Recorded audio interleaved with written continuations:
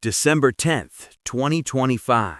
50 Cent sitting on Sherry Shepherd's couch, fresh off beating Stranger Things on Netflix worldwide. The congratulations rolling in from every corner. Sherry asking about Season 2, then 50 drops a bombshell. Or, I'll just put it on YouTube. That smirk saying he's dead serious. I want to congratulate you on your docuseries, Sean Combs, The Reckoning.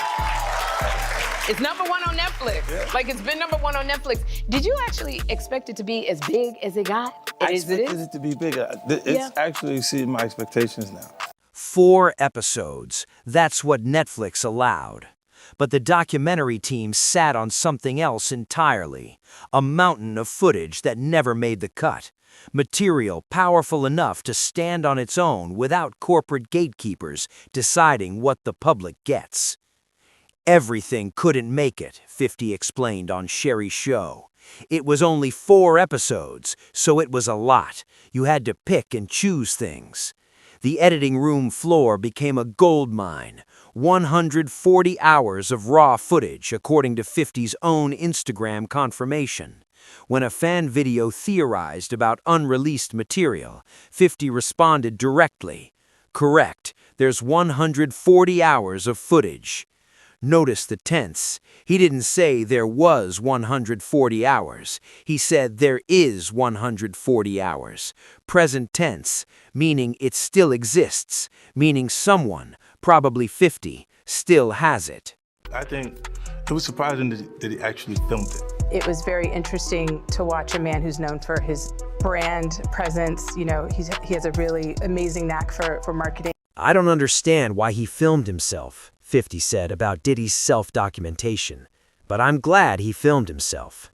The implications hit different. Material this explosive doesn't need Netflix approval, doesn't need careful editing or legal department sign-offs. YouTube becomes the escape hatch, direct to public, no filters, just raw truth. The people supporting him will be very quiet when more comes out, 50 warned. One example surfaced during the Sherry interview, something that didn't fit Netflix's narrative structure. He chooses to date people whom he knows previously dated someone else, 50 revealed. He has a baby with a woman who was dating Tupac. The revelation hung there. Sarah Chapman, mother of Chance Combs, born in 2006, previously involved with Tupac back in 1995. A pattern 50 sees clearly now. The habit of targeting dead rivals' exes, making conquest personal even beyond the grave. But footage exists, commentary sits in those 140 hours, material that would have made this connection impossible to ignore. Netflix chose restraint. YouTube won't require it. And so here on the case, we'd like to take a little bit more time and focus on some of the things that the jurors saw and heard. So we want to talk about the evidence of Kid Cudi's car. Leather lined with gasoline, luxury, cayenne-colored seats coated black with ash. Kim Porter's death in 2018, completely absent from Netflix's final cut. The mother of 3 of Diddy's children, her passing at 47, the conspiracy theories that followed. The documentary avoided it entirely. Too sensitive, too controversial, her children publicly rejecting theories about their mother. Netflix respected family wishes. But questions linger, unanswered elements of a story half told, and 50 potentially holding answers in that vault of footage. The Kid Cudi firebombing allegation, raised during the 2025 trial, discussed heavily in media. The claim that Diddy ordered an attack on Cudi's Porsche after conflict involving Cassie. So this car was significant in many ways, David, because we saw it in the gallery and then the jurors saw it, because this is Kid Cudi's Porsche. It's the black one that was parked in his driveway in LA when he says that someone firebombed his vehicle. Let's go inside. Leather lined with gasoline, luxury cayenne-colored seats coated black with ash. Trial testimony detailed the Molotov cocktail, the failed ignition, the forensic evidence. Yet Netflix minimized this storyline. Lack of definitive proof, relying on witness accounts, legal liability concerns. But 50 Cent might release those witness testimonies anyway. YouTube operates under different standards than streaming giants. The 50 Cent beef itself, nearly 20 years of public feuding. Yet the documentary mentioned it exactly 0 times. Not a single acknowledgement of their rivalry. Professional restraint from 50 Cent, keeping focus on Diddy's alleged crimes rather than personal vendetta. What they consider a pre-existing beef, right, for 20 years, right, is me being uncomfortable with him suggesting that he takes me shopping, or I looked at it like it was like a tester. This would have undermined credibility, made it look like a hit piece. Netflix demanded objectivity. But YouTube, that platform, requires none. The personal history could provide crucial context for why 50 pursued this project so relentlessly. What they consider a pre-existing beef for 20 years, 50 told interviewers, is me being uncomfortable with him suggesting that he takes me shopping. Went away. Went away? Got in the car and said, I feel like I need to wash, like I'm dirt. That was, it should show you his character. Was that the reason for including it? Yeah, I mean, what's the odds that you would do that in front of a camera? The Tupac murder deep dive, the documentary touched on it, included Keith D's confession, but didn't go as deep as possible. More footage about alleged Diddy involvement sits unused. Additional witness testimonies, money trail documentation, the full conspiracy waiting to be shown. Netflix chose careful presentation, avoiding liability, maintaining journalistic distance, but those 140 hours contain material too hot for corporate comfort.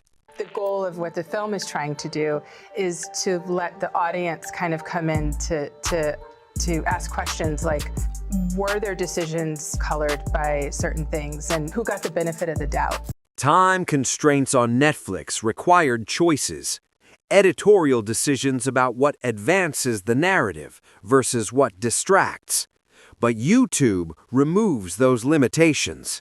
Can deep dive into each revelation without worrying about episode length or pacing.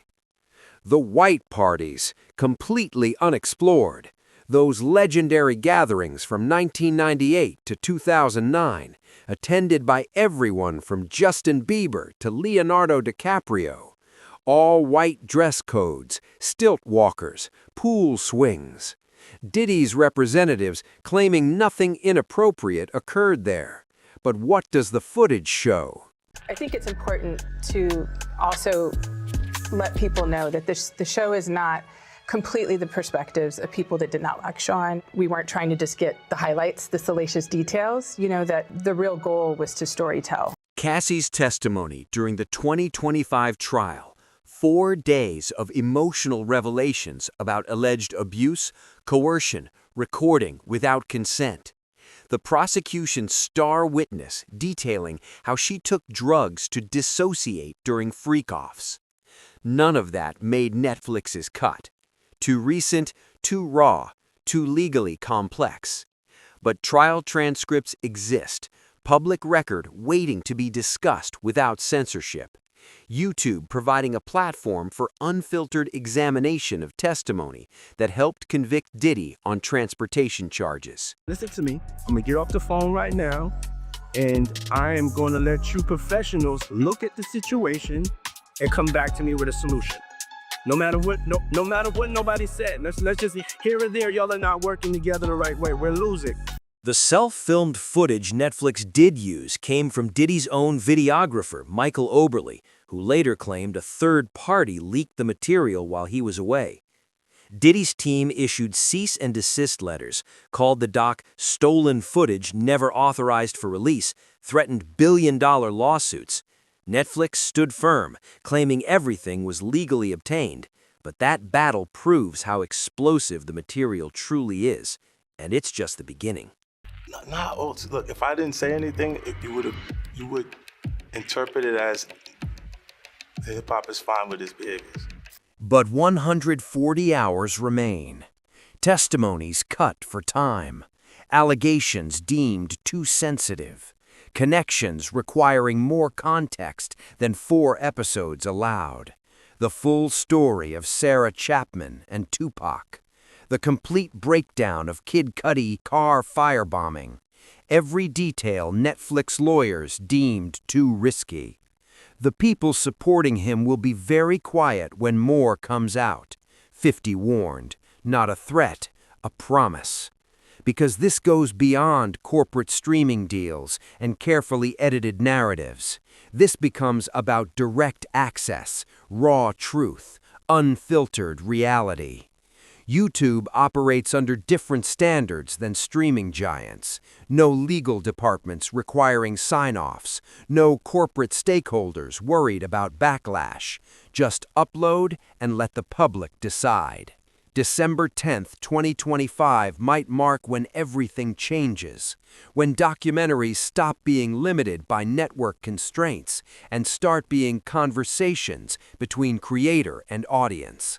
When 140 hours of truth become accessible to anyone with an internet connection. 50 Cent sitting on the nuclear option. The full story, unedited, unfiltered, unstoppable. Ready to drop whenever Netflix's version proves insufficient. Ready to answer every question left hanging. The vault exists. The footage is real.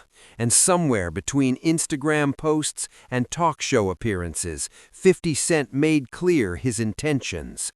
This story doesn't end with 4 episodes. It ends when every frame sees daylight, when every allegation gets examined, when 140 hours become public record.